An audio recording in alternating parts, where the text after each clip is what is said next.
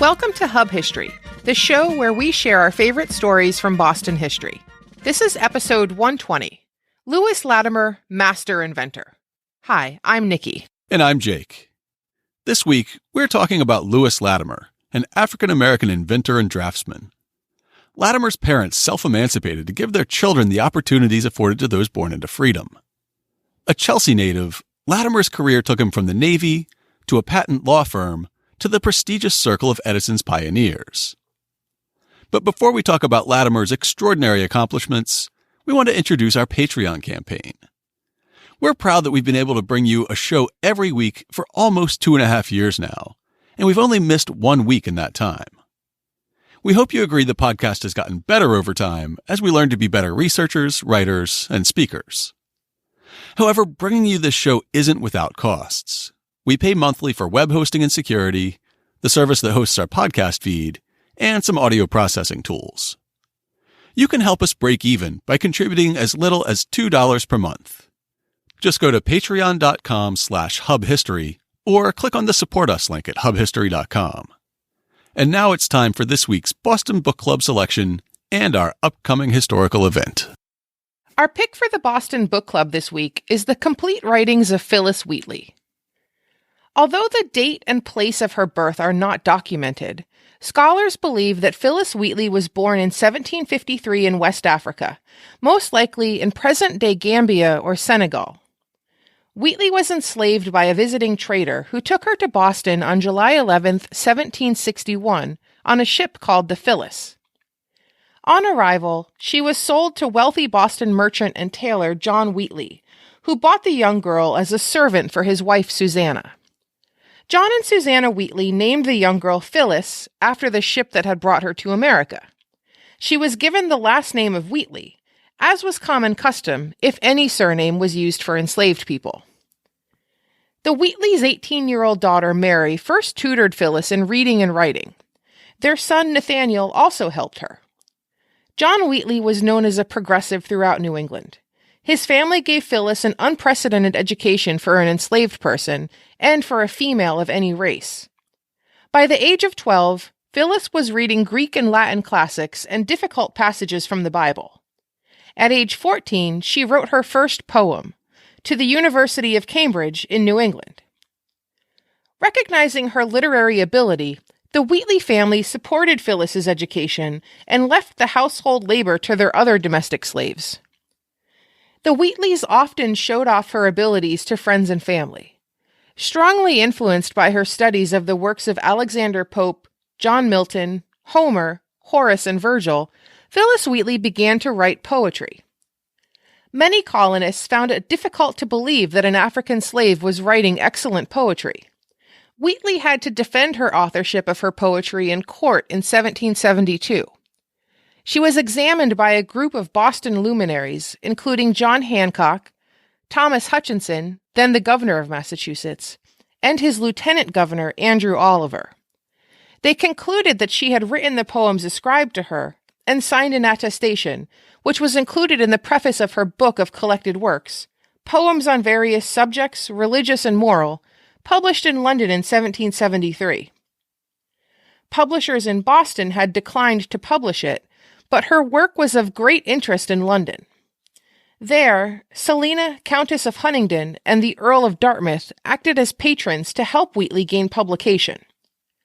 Her poetry received comment in the London Magazine in 1773, which published as a specimen of her work her poem Hymn to the Morning, and said, "These poems display no astonishing works of genius, but when we consider them as the productions of a young, untutored African who wrote them after 6 months' careful study of the English language, we cannot but suppress our admiration for talents so vigorous and lively." Of the volume of complete writings, the Amazon description tells us, "This volume collects both Wheatley's letters and her poetry, hymns, elegies, translations, philosophical poems, and tales, including a poignant plea to the Earl of Dartmouth urging freedom for America and comparing the country's condition to her own." With her contemplative elegies and her use of the poetic imagination to escape an unsatisfactory world, Wheatley anticipated the Romantic movement of the following century. The appendices to this edition include poems of Wheatley's contemporary African-American poets, Lucy Terry, Jupiter Harmon, and Francis Williams. We'll include a link in this week's show notes. And for our upcoming event this week, we're featuring History Camp Boston, coming up on Saturday, March 16th at Suffolk University Law School. History Camp is a unique, day-long event that opens up the idea of a history conference to everybody. You don't have to be a historian or a professor to attend. Anyone's welcome, and there are over 50 great short-form sessions by well-known historians to choose from, including plenty of people we've quoted from and even interviewed on the show. This year, topics will include Heroic Souls, Puritan Women as the First American Individuals, When America Despised the Irish, the 19th Century's Refugee Crisis, James and Dolly, Opposites Attract, The Untold Story of Massasoit and the Colonists, and The Not-So-Good Life of the Colonial Goodwife. History Camp has something for everyone, whether you're an academic, public historian, or just a nerd like us.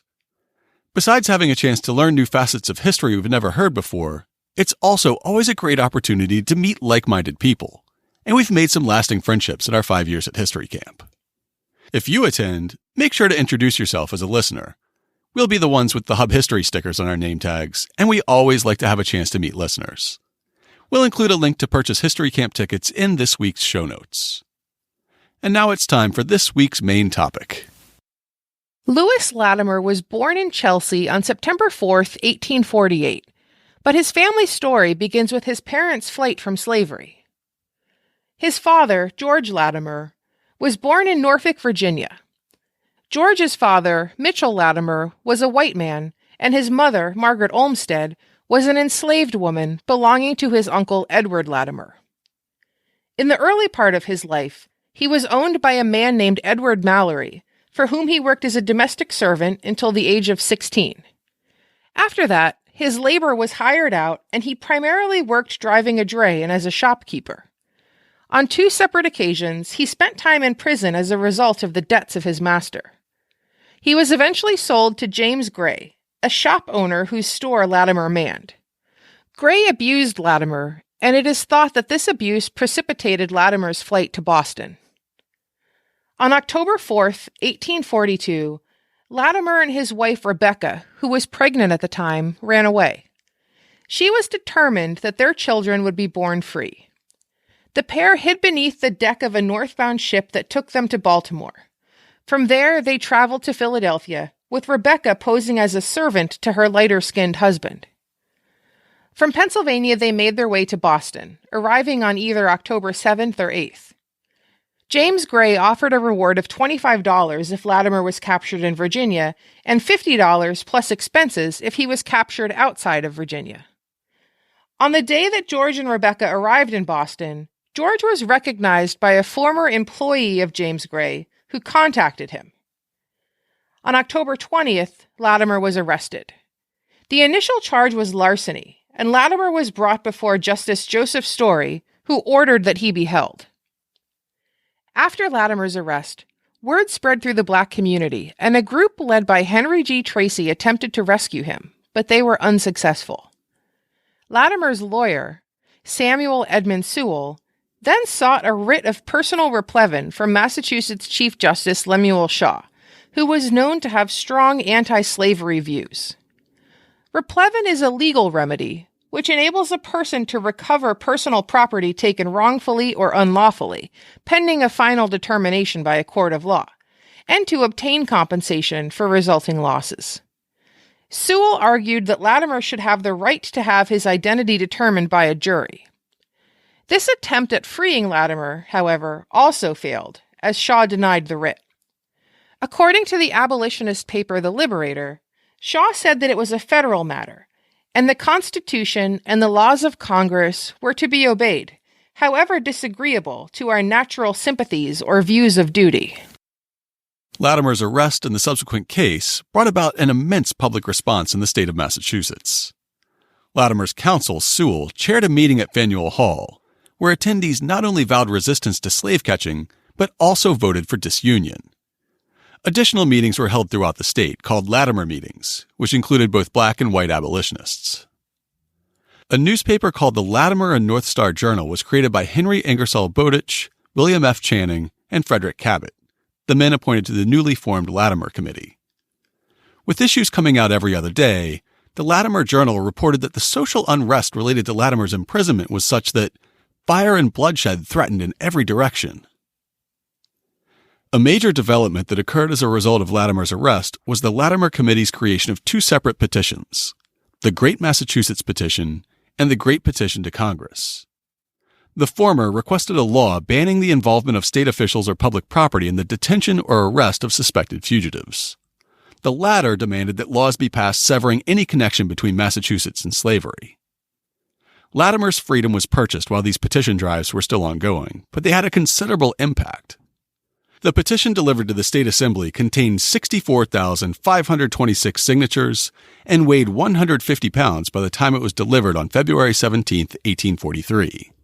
This petition was a significant contribution to the passage of the 1843 Personal Liberty Act, dubbed the Latimer Law, which prevented Massachusetts officials from assisting in the detention of suspected fugitive slaves and banned the use of state facilities to detain such suspects. The petition to Congress, delivered to John Quincy Adams, was less successful, with no legislation resulting from it due to the complacency of his peers. Latimer's arrest spurred other action as well. It was the immediate impetus for the organization of the New England Freedom Association. In a Liberator article, the association described its purpose. The object of our association is to extend a helping hand to all who may bid adieu to whips and chains, and by the welcome light of the North Star, reach a haven where they can be protected from the grasp of the man-stealer. An article of the Constitution enjoins us to not pay 1 farthing to any slaveholder for the property they may claim in a human being. Our mission is to succor those who claim property in themselves, and thereby acknowledge an independence of slavery.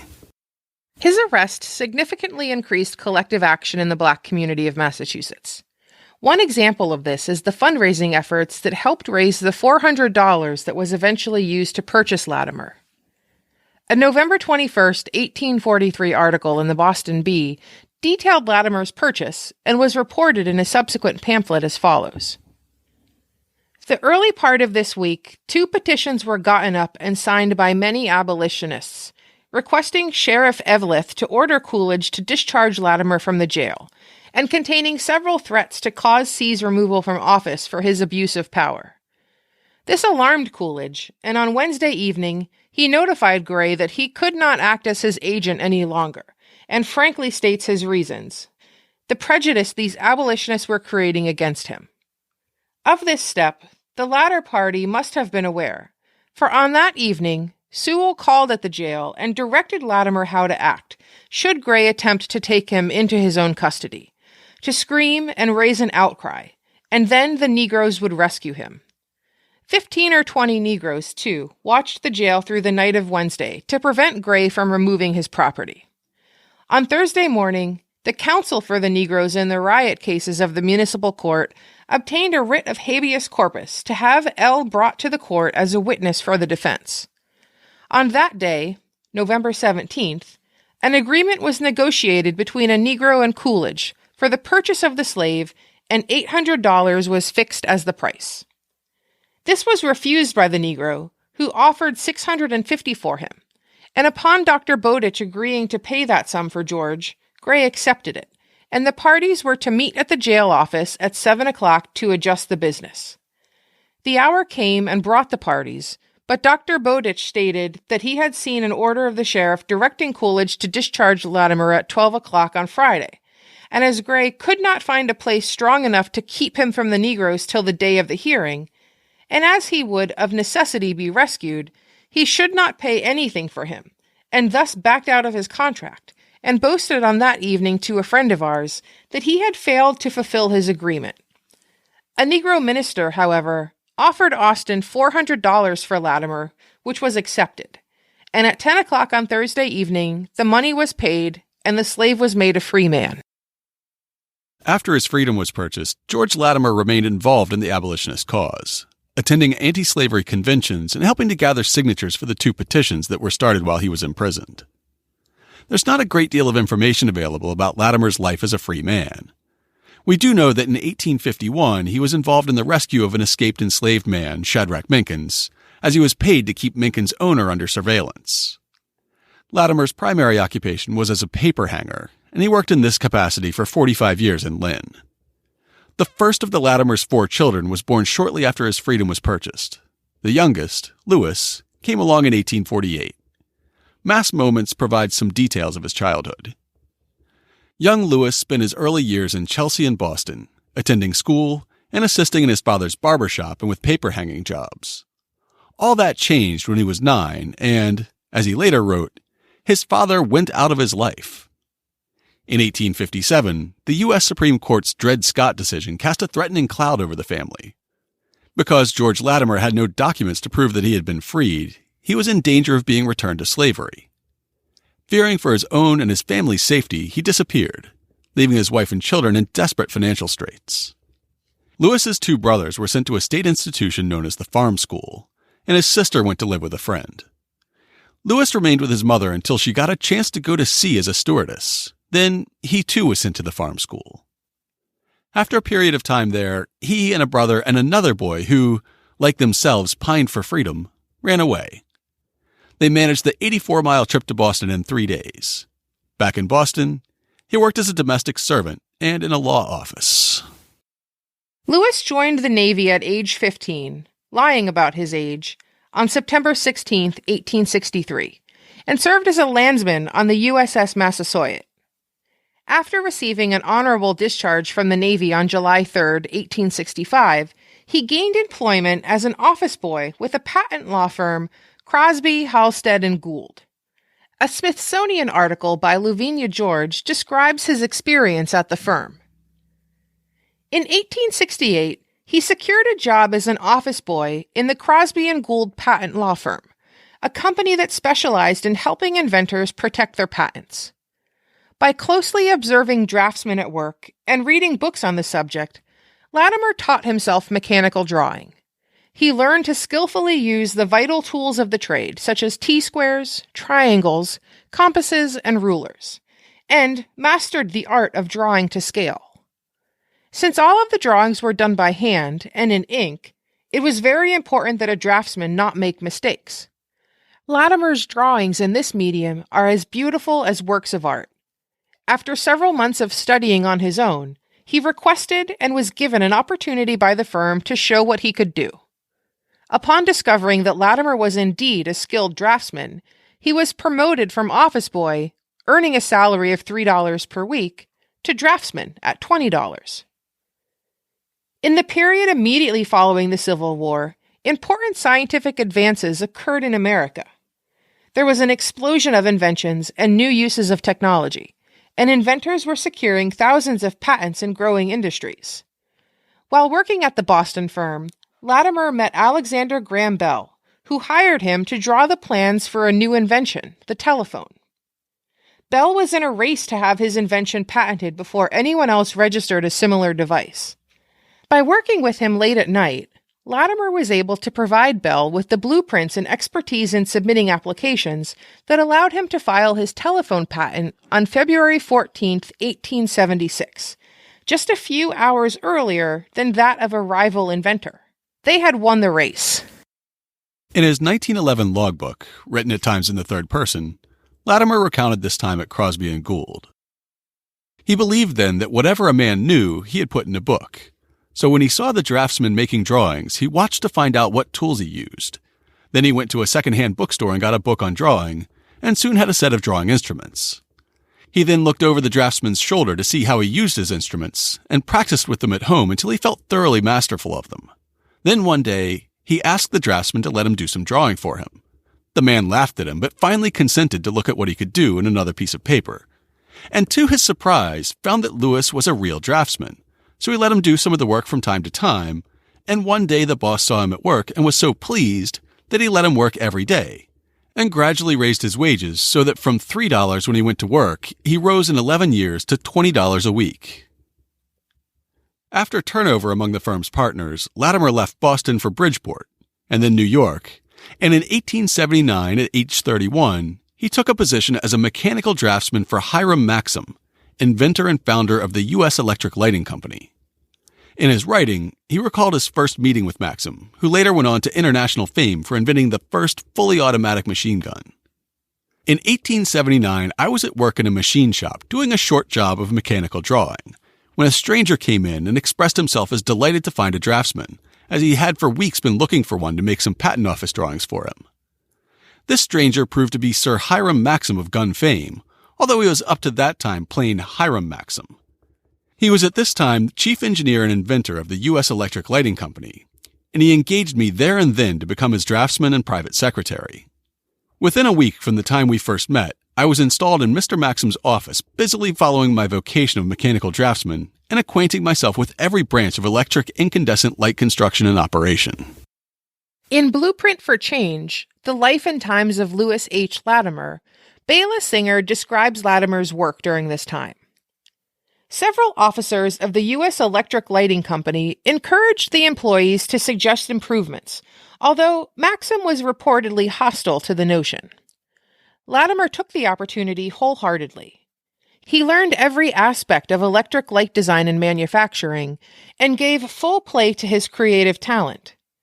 Of the numerous inventions Latimer made during his employment with U.S. Electric, 3 were patented: a new support for arc lights, an improvement to Maxim's method of manufacturing filaments for incandescent bulbs, and a new way to attach the carbonized filament to the platinum wires that brought electricity into the bulb from the base.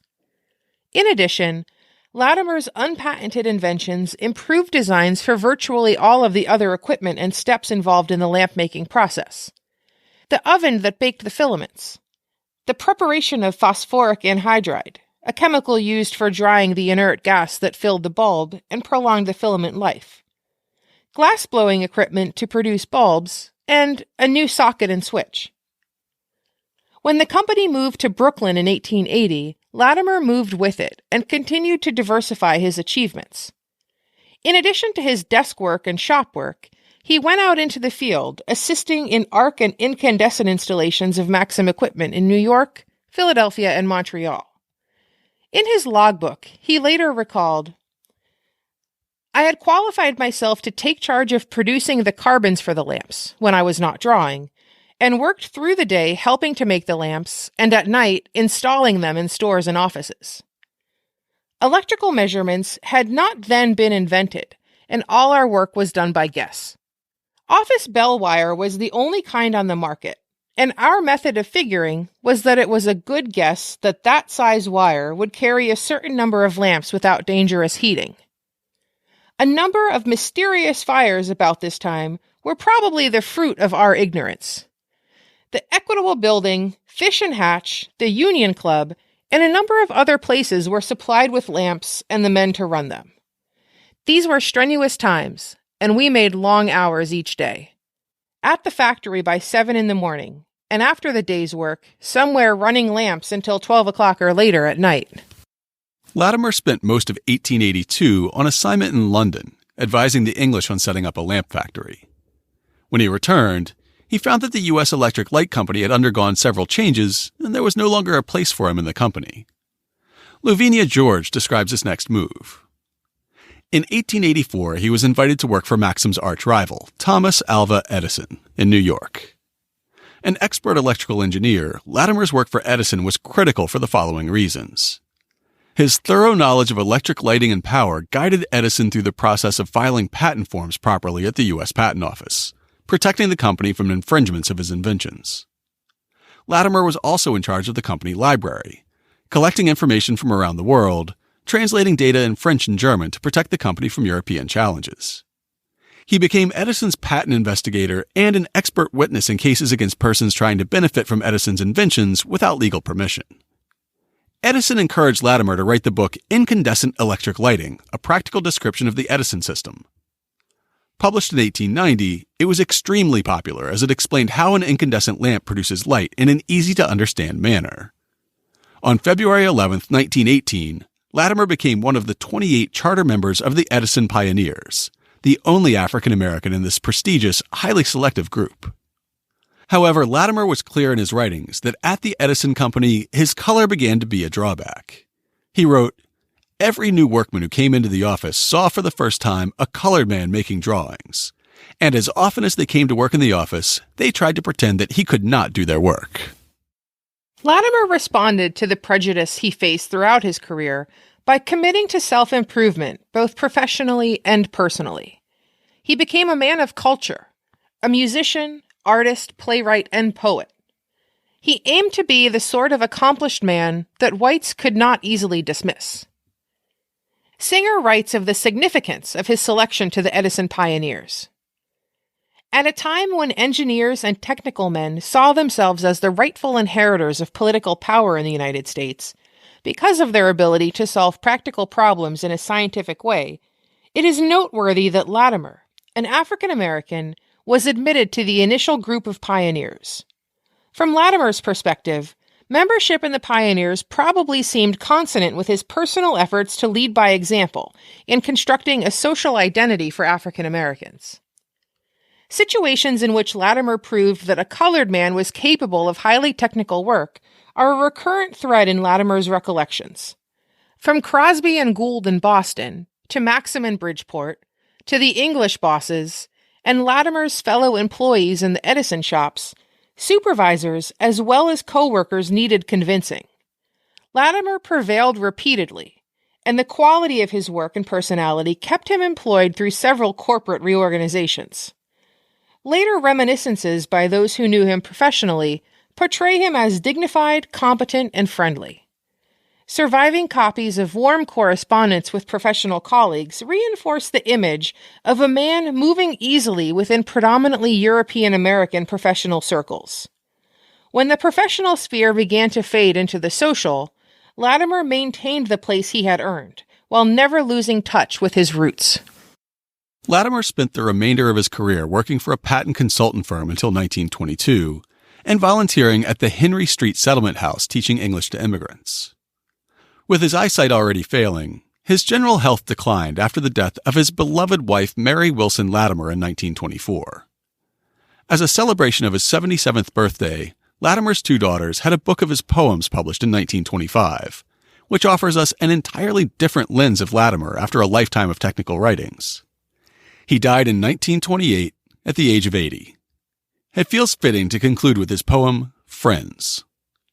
Friend of my childhood, of life's early days, when together we wandered through bright sunny ways, each true to the other till full manhood came, and found the old friendship as ever the same. Came summer and winter, years waxed and waned. Youth it had left us, but friendship remained. And now, as with white locks I bend o'er life's page, the friend of my childhood is the friend of my age.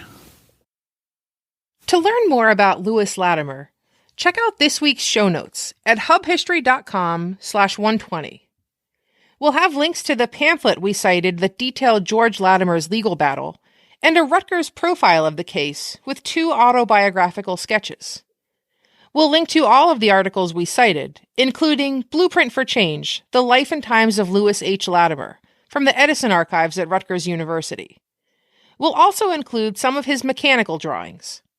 And of course, we'll have links to information about our upcoming event and the complete writings of Phyllis Wheatley, this week's Boston Book Club pick. Before we go, we have listener feedback to share this week. Michelle listened to episode 117 about early abolitionist David Walker and tweeted, "Such a good episode. I learned about David Walker and Maria Stewart not long ago from a Museum of African American History lecture. More people should know about these brave freedom fighters." Someone who goes by the Stentorian Historian on Twitter also reached out to say, "That moment when you realize you're horrifically behind on listening to a favorite podcast. I'm around episode 50 of Hub History out of 117. Normally, I use podcasts as background noise, but it's so interesting that I have to actively pay attention. Credit where it's due. Jake and Nikki do great work." Another listener named Jim recently caught up on our 19th episode from back in March of 2017, which was called A Tale of Two Hermits. One of our hermits was James Gately, the hermit of Hyde Park, who lived in a forest and made his living by selling taxidermied wildlife. Jim thought the story sounded familiar and emailed us to say, "Regarding one of your podcasts, Hermit, I asked for and got a reply about examples of James Gately taxidermy work that was displayed in the Hyde Park branch of the BPL. He then forwarded an email from one of the Hyde Park librarians. We do have an owl display that hung for many years in the children's room in a large wooden case with a glass front. This display was on top of a bookcase when the Menino wing opened, but we moved it for safety's sake into Weld Hall. It's no longer on display until we can find a safe way to secure it to a wall or a piece of furniture. While it's not on display right now, it's exciting to learn that this little piece of local history still survives. Thanks for tipping us off, Jim. New listener David started off with episode 59 about the Mother Brook, America's first industrial canal. I listened to your podcast about Mother Brook and was very impressed. I was astounded at how much material you cover in one episode, all the research you must have done, and the production quality. Music and photos and everything. Wow. This podcast effort must take incredible amounts of time if it's representative of all your episodes. David, thanks for the kind words. You're right, we do put a lot of work into each episode. A show that's an hour long when you listen to it probably represents 2 hours of recording and another 3 hours of editing. On top of that is the time we spend on researching and writing a 10 to 20 page script. We invest the time because we love bringing you a good show, but there are monetary costs also. If you enjoy what we do, please consider supporting our Patreon campaign. For as little as $2 a month, you can help us offset the cost of web hosting and security, the service that hosts our podcast feed, and audio processing tools we pay for monthly. Just go to patreon.com/hubhistory or click on the Support Us link at hubhistory.com and help us break even. We enjoy getting listener feedback, whether you loved the episode or just liked it a lot. We're happy to hear your episode suggestions, factual corrections, and alternate sources that we may have missed. If you want to leave us some feedback on this show or any other, you can email us at podcast@hubhistory.com.